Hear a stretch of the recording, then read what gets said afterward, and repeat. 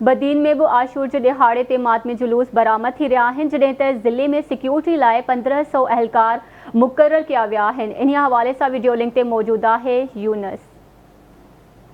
जी सजी दुनिया जा बदीन ज़िले में भी अॼु हज़रत इमाम हुसैन अलैहिस्सलाम ऐं संदसि साथियुनि जे लाज़वाल क़ुर्बानियुनि जे हवाले सां 10 मुहर्रमुल हराम जे जुलूसनि जी आमद जारी आहे।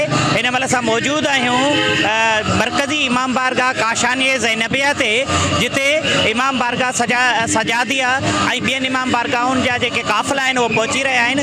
अव्हांखे ॿुधाईंदा हलूं त बदीन ज़िले में 1500 पुलिस एहलकार मुक़ररु कया विया आहिनि, जेके सिक्योरिटी न सब आहिनि, जॾहिं त उन खां अलावा जेके आज़ादार आहिनि उहे हिन महिल गॾु थी रहिया आहिनि। ऐं हितां खां जेको आहे मरकज़ी जुलूस जेको आहे उहो सॼे शहर में वेंदो, जिते मुख़्तलिफ़ पिड़नि ते पहुचंदो।